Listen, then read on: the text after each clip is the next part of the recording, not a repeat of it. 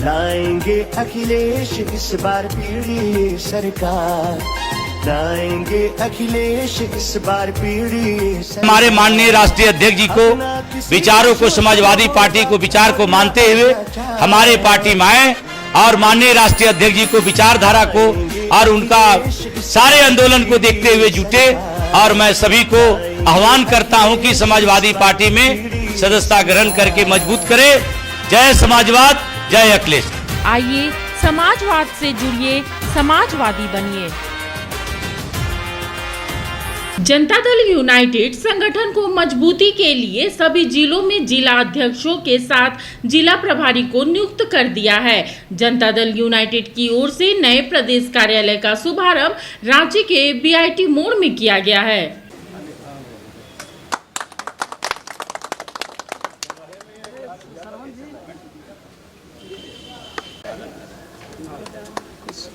समाज के प्रदेश अध्यक्ष भी है ना, समाज के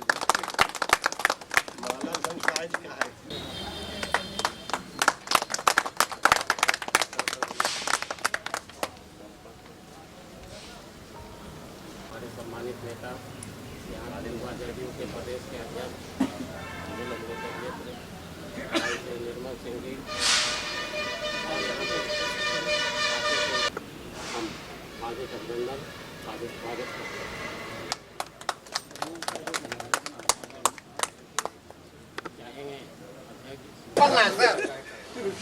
ये ऐतिहासिक पल है। काटी चलिए, हम भी पकड़ते हैं आपको। चलिए आपको काटना है, आप सामने। जनता दल यूनाइटेड जिंदाबाद, जिंदाबाद, जिंदाबाद। जिंदाबाद, जिंदाबाद, जिंदाबाद।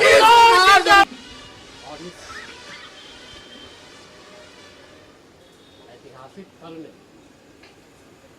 जो हमारे बीच हम लोग से भी जिंदाबाद, जिंदाबाद, जिंदाबाद। सरजू राय जिंदाबाद, जिंदाबाद, जिंदाबाद। हीरू महतो जिंदाबाद, जिंदाबाद, जिंदाबाद। झारखंड प्रदेश जनता दल यूनाइटेड जिंदाबाद, जिंदाबाद, जिंदाबाद। जनता दल यूनाइटेड कार्यालय का उद्घाटन हुआ है। बहुत दिनों से, सदियों से यहाँ सोचते झारखंड अलग हुआ तब से कहाँ एक जनता दल यूनाइटेड के कार्यालय बने, लेकिन हम लोग बहुत प्रयास करते रहा। कहा गया प्रयास ही सफलता का प्रतीक है और आज हम लोग कार्यालय का उद्घाटन है सो किया। हमारे माननीय विधायक सरजू राय जी के कर कमलों द्वारा फीता काटकर उद्घाटन किया गया। संयुक्त रूप से मैं भी था। बड़ी खुशी की बात है। हम लोग इधर उधर भटकते रहते थे कार्यालय भाड़ा में रह के। आज का शुभ दिन है, आज बुध पूर्णिमा भी है। बुध के बताए हुए मार्गों में चलकर पार्टी भी आगे बढ़ेगा। बुध भगवान कहा जाता था, आज भगवान के ही दिन हम लोग उद्घाटन किया है। और पार्टी के सभी कार्यकर्ता यहाँ उपस्थित थे, कार्य समिति के सभी सदस्य, जिला अध्यक्षगण थे। सबको संबोधित करते हुए यह भी कहा कि अब हम सबों को गांव की ओर जाना है, गांव का संगठन को प्रबल और मजबूत बनाना है, जिससे हमारा प्रखंड और जिला और प्रदेश मजबूत हो, ताकतवर के रूप में दिखे जाएं और हम नगर निगम पंचायत के चुनाव सभी में हम ऐसे मजबूती के साथ लड़ सकें, विधानसभा में भी लड़ सकें। इस तरह से संगठन जब खड़ा करेंगे तो हमारे सहयोगी दल भी मेरे साथ है सो मैंने अच्छे बर्ताव के साथ में समझौता भी आगे आने वाले चुनाव में होगा, चाहे लोकसभा हो चाहे विधानसभा। इस युद्ध के समय में जो नेतृत्व है उस नेतृत्व पर सभी को 100% भरोसा करना चाहिए। कितना उनको आगे जाना है, कितना पाकिस्तान में घुसे उसको नुकसान पहुंचाया, उसका आकलन करके उन्होंने तय किया कि नहीं युद्ध विराम आज ज़रूरी है। तो हम सभी इस निर्णय के साथ हैं और यह निर्णय भी देश के हित में लिया हुआ निर्णय होगा, ऐसा हम लोगों को भरोसा है। लेकिन ये ट्वीट जो है अमेरिका के द्वारा किया जाता है, युद्ध हिंदुस्तान और पाकिस्तान के बीच में है, लेकिन समझौता को लेकर अमेरिका सबसे पहले ट्वीट करती है। अब अमेरिका के राष्ट्रपति इसका श्रेय लेना चाहते हैं, ये उनके ऊपर है। इससे उनकी ही छवि धूमिल हुई है कि एक सबसे विकसित और शक्तिशाली देश के राष्ट्रपति ट्विटर के माध्यम से इतनी गंभीर बातों में अपनी भूमिका का इजहार दुनिया के सामने करेंगे, ये उनके व्यक्तित्व के अनुरूप नहीं है। भारत ने स्पष्ट किया है कि जो भी वार्ता हुई है द्विपक्षीय हुई है।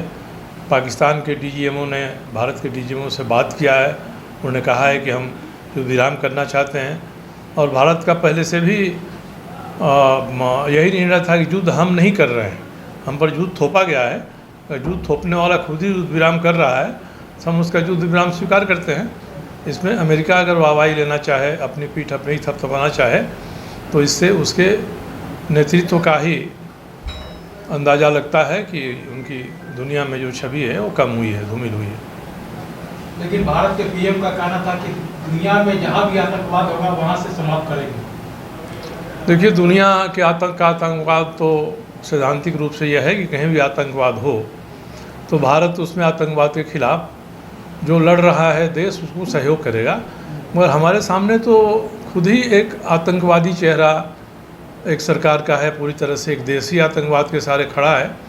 तो सबसे पहले तो हम लोग अपने सीमा पर के आतंकवाद से निपटेंगे और सीमा के भीतर देश में भी अगर आतंकवाद का समर्थन करने वाले ऐसे तत्व हैं उनसे निपटेंगे। तो ये प्राथमिकता तो भारत की यही है।